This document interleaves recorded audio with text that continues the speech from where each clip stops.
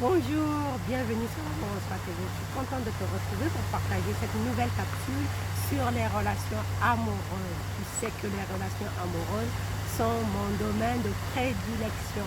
Là, avec le déconfinement, avec le beau temps, le soleil et tout ça, on a, pour les célibataires du moins, pour les célibataires, on aura peut-être l'envie, le désir d'aller à la rencontre d'une personne, de l'être cher qu'on appelle, de tous nos rêves, de tous nos désirs.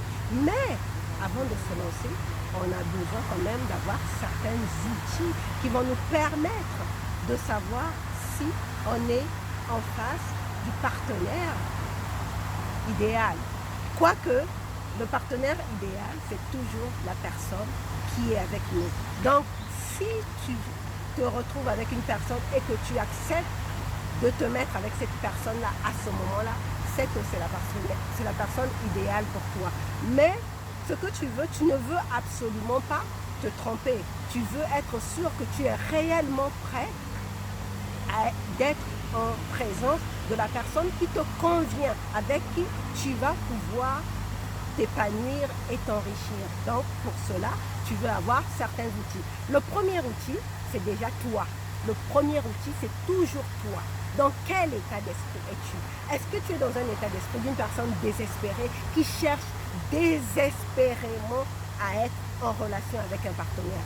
Si tu es dans cet état d'esprit, c'est que ce n'est pas le bon moment pour aller à la recherche du partenaire idéal, parce que ce qui se passe en fait, c'est que tu es dans des basses vibrations. Donc les basses vibrations, ce sont les vibrations de la peur.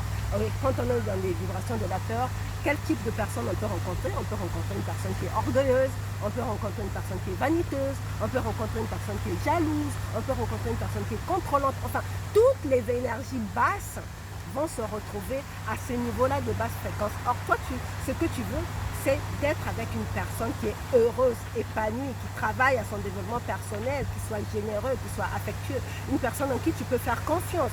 Donc, le premier indice, c'est d'abord ton état d'esprit. Est-ce que tu es désespéré ou pas? Si tu es désespéré, accorde-toi encore le temps d'élever tes vibrations, de te sentir vraiment libre, sans attente particulière. À ce moment-là, tu peux être sûr que tu vas être avec la bonne personne. La deuxième chose pour savoir si tu es avec la bonne personne, c'est quand tu rencontres cette personne, quelle est la première pensée qui te vient à la tête, à l'esprit? Parce que souvent, nous les femmes, nous avons une forte intuition, mais souvent nous n'écoutons pas. Parce que la première impression, on dit toujours qu'une femme, dans les 60 secondes, quand elle rencontre un homme, elle sait si c'est la personne qui lui convient ou ne lui convient pas. Donc, quand tu vas rencontrer la personne, par ces beaux jours d'été, et que tu seras tout excité d'avoir fait une rencontre, quelle sera ta pensée? Écoute la première pensée qui te vient, mais de façon subtile. Si cette première pensée est positive, c'est que c'est la bonne personne. Mais si par contre, elle te souffle une méfiance, une appréhension, passe ta route, parce que tu n'es absolument pas avec la personne qui te convient le mieux. Ensuite, la troisième chose, c'est tout simplement votre niveau d'échange. Comment vous communiquez? Quelle est l'énergie qui circule entre vous? Est-ce que vous échangez facilement, ou bien la personne qui est en face de toi est tout de suite, tu sens tout de suite dans votre conversation, lors de vos premiers échanges, il y a déjà une divergence qui s'installe. Parce que je te prends ma propre expérience, ma dernière relation, quand je l'ai rencontré, la toute première conversation qu'on a eue ensemble, il y avait déjà une divergence au niveau de la discussion.